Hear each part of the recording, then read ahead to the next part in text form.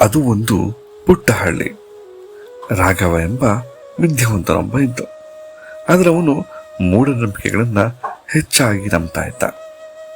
ರಾಘವ ಯಾವುದೇ ಕೆಲಸ ಮಾಡಬೇಕಾದ್ರೂ ಶುಭ ಶಕುನ, ಶುಭ ಸಮಯ, ಜ್ಯೋತಿಷ್ಯ ಇವುಗಳೆಲ್ಲನೂ ತುಂಬಾನೇ ನಂಬ್ತಾ ಇದ್ದ. ಹೀಗೆ ಒಂದು ದಿನ ಅವನಿಗೆ ನಗರದಲ್ಲಿ ಉತ್ತಮ ಉದ್ಯೋಗದ ಅವಕಾಶ ಸಿಕ್ತು. ಆದರೆ ಮನೆ ಬಿಟ್ಟು ಹೊರಡಬೇಕು ಅನ್ನೋ ಅಷ್ಟರಲ್ಲಿ ಕಾಗೆ ಕೂಗ್ತು ಅನ್ನೋ ಒಂದು ಮೂಢನಂಬಿಕೆ ನಂಬಿಕೊಂಡು ಅವನು ಹೊರಗಡೆ ಬರಲೇ ಇಲ್ಲ. ಅವನ ಸ್ನೇಹಿತರು ಹೇಳಿದರು, ರಾಘವ, ಅವಕಾಶ ಮತ್ತೆ ಮತ್ತೆ ಬರುವುದಿಲ್ಲ, ಮೂಢನಂಬಿಕೆಗಳನ್ನು ನಂಬೇಡ, ಕೆಲಸ ಮಾಡುವಂತ. ಆದರೆ ಅವನು ಯಾರ ಮಾತನ್ನು ಕೂಡ ಕೇಳೋದಿಲ್ಲ.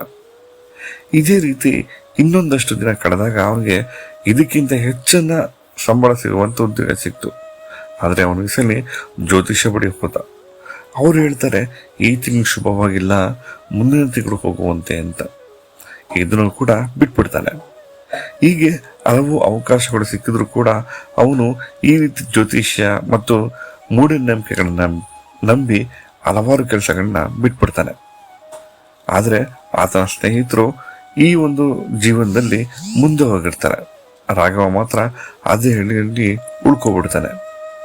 ಒಂದು ದಿನ ಅವನು ಒಬ್ಬ ವೃದ್ಧನನ್ನು ಭೇಟಿ ಮಾಡಿ ತನ್ನ ಕಥೆಯನ್ನು ಎಲ್ಲ ಆ ವೃದ್ಧನ ಬಳಿ ಹೇಳ್ತಾನೆ. ಆ ವೃದ್ಧ ನಗುತ್ತಾ ಹೇಳ್ತಾನೆ, ಅಪಶಕುನಗಳು ಬದುಕನ್ನು ಹಾಳು ಮಾಡುವುದಿಲ್ಲ, ಆದರೆ ಅವುಗಳನ್ನ ನಂಬಿ ಮನಸ್ಸು ಹಾಳಾಗುತ್ತೆ. ಈ ಮಾತು ರಾಘವನಿಗೆ ಕಣ್ಣು ತೆರೆಸುತ್ತೆ. ಆದರೆ ಸಮಯ ಮರಳಿ ಬರಬೇಕಲ್ವಾ. ಇದರ ನೀತಿ ಕಥೆ ಏನಪ್ಪಾ ಅಂದ್ರೆ, ಮೂಢನಂಬಿಕೆಗಿಂತ ಜ್ಞಾನ ಮತ್ತು ಪರಿಶ್ರಮವೇ ಜೀವನವನ್ನ ಮುನ್ನಡೆಸುತ್ತೆ. ಪ್ರೇರಣಾದಾಯಕ ಕಥೆಗಳಿಗಾಗಿ ನಮ್ಮ ವೈರಲ್ ಕನ್ನಡ ಯೂಟ್ಯೂಬ್ ಚಾನಲ್ನ ಸಬ್ಸ್ಕ್ರೈಬ್ ಮಾಡಿ, ಲೈಕ್ ಮಾಡಿ, ಶೇರ್ ಮಾಡಿ. ಧನ್ಯವಾದಗಳು.